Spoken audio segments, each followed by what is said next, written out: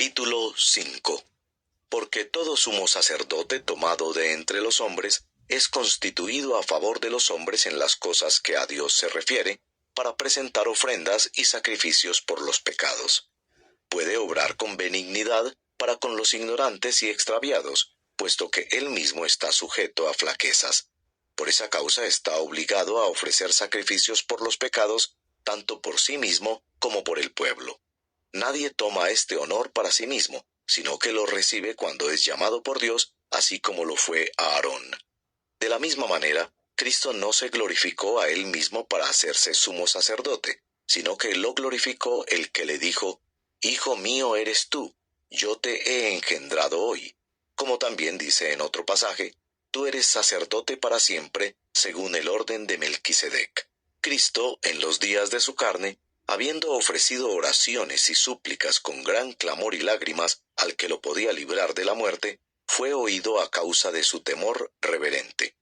Aunque era hijo, aprendió obediencia por lo que padeció, y habiendo sido hecho perfecto, vino a ser fuente de eterna salvación para todos los que le obedecen, siendo constituido por Dios como sumo sacerdote según el orden de Melquisedec.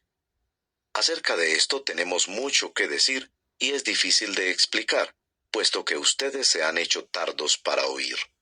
Pues aunque ya debieran ser maestros, otra vez tienen necesidad de que alguien les enseñe los principios elementales de los oráculos de Dios, y han llegado a tener necesidad de leche y no de alimento sólido. Porque todo el que toma solo leche no está acostumbrado a la palabra de justicia, porque es niño. Pero el alimento sólido es para los adultos, los cuales por la práctica tienen los sentidos ejercitados para discernir el bien y el mal. Capítulo 6. Por tanto, dejando las enseñanzas elementales acerca de Cristo, avancemos hacia la madurez, no echando otra vez el fundamento del arrepentimiento de obras muertas y de la fe en Dios, de la enseñanza sobre lavamientos, de la imposición de manos, de la resurrección de los muertos y del juicio eterno. Y esto haremos si Dios lo permite, porque en el caso de los que fueron una vez iluminados, que probaron del don celestial y fueron hechos partícipes del Espíritu Santo, que gustaron la buena palabra de Dios y los poderes del siglo venidero, pero después cayeron, es imposible renovarlos otra vez para arrepentimiento, puesto que de nuevo crucifican para sí mismos al Hijo de Dios y lo exponen a la ignominia pública. Porque la tierra que bebe la lluvia que con frecuencia cae sobre ella y produce vegetación útil a aquellos por los cuales es cultivada, recibe bendición de Dios. Pero si produce espinos y cardos, no vale nada, está próxima a ser maldecida y termina por ser quemada. Pero en cuanto a ustedes, amados, aunque hablemos de esta manera, estamos persuadidos de las cosas que son mejores y que pertenecen a la salvación. Porque Dios no es injusto como para olvidarse de la obra de ustedes y del amor que han mostrado hacia su nombre, habiendo servido y sirviendo aún a los santos. Pero deseamos que cada uno de ustedes muestre la misma solicitud hasta el fin, para alcanzar la plena seguridad de la esperanza, a fin de que no sean perezosos, sino imitadores de los que mediante la fe y la paciencia heredan las promesas. Pues cuando Dios hizo la promesa a Abraham, no pudiendo jurar por uno mayor, juró por él mismo, diciendo: Ciertamente te bendeciré, y ciertamente te multiplicaré. Y así, habiendo esperado con paciencia, Abraham obtuvo la promesa. Porque los hombres juran por uno mayor que ellos mismos, y para ellos un juramento dado como confirmación es el fin de toda discusión. Por lo cual Dios, deseando mostrar más plenamente a los herederos de la promesa la inmutabilidad de su propósito, interpuso un juramento, a fin de que por dos cosas inmutables en las cuales es imposible que Dios mienta, los que hemos buscado refugio seamos grandemente animados para asirnos de la esperanza puesta delante de nosotros.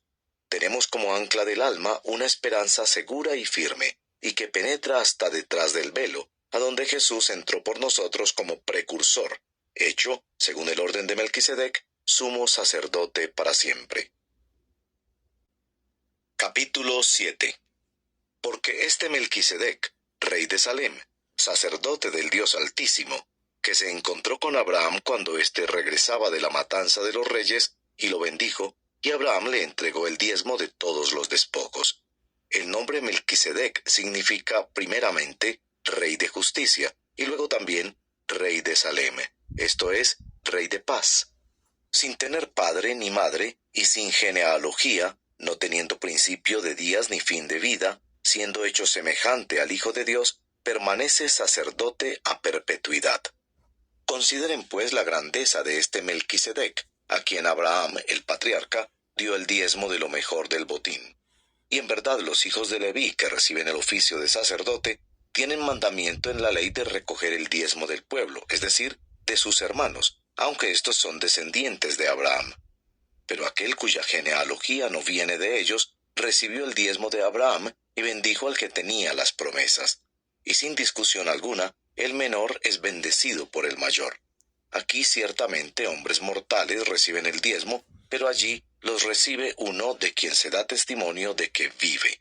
Y por decirlo así, por medio de Abraham también Leví, que recibía diezmos, pagaba diezmos, porque aún estaba en los lomos de su padre cuando Melquisedec le salió al encuentro. Ahora bien, si la perfección era por medio del sacerdocio levítico, pues sobre esa base recibió el pueblo la ley, ¿qué necesidad había de que se levantara otro sacerdote según el orden de Melquisedec, y no designado según el orden de Aarón? Porque cuando se cambia el sacerdocio, necesariamente ocurre también un cambio de la ley, pues aquel de quien se dicen estas cosas pertenece a otra tribu, de la cual nadie ha servido en el altar. Porque es evidente que nuestro Señor descendió de Judá, una tribu de la cual Moisés no dijo nada tocante a sacerdotes.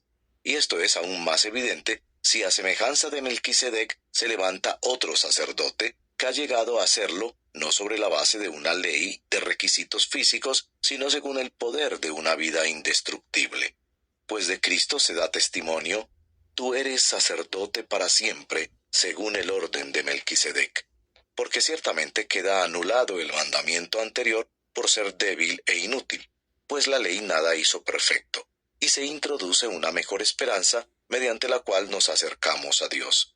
Y por cuanto no fue sin juramento, pues en verdad ellos llegaron a ser sacerdotes sin juramento, pero él, por un juramento del que le dijo: el Señor ha jurado y no cambiará, tú eres sacerdote para siempre. Por eso Jesús ha venido a ser fiador de un mejor pacto. Los sacerdotes anteriores eran más numerosos porque la muerte les impedía continuar, pero Jesús conserva su sacerdocio inmutable, puesto que permanece para siempre.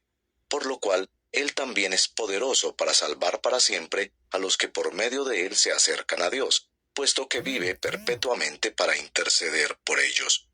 Porque convenía que tuviéramos tal sumo sacerdote, santo, inocente, inmaculado, apartado de los pecadores y exaltado más allá de los cielos, que no necesita, como aquellos sumos sacerdotes, ofrecer sacrificios diariamente, primero por sus propios pecados y después por los pecados del pueblo. Porque esto Jesús lo hizo una vez para siempre, cuando Él mismo se ofreció.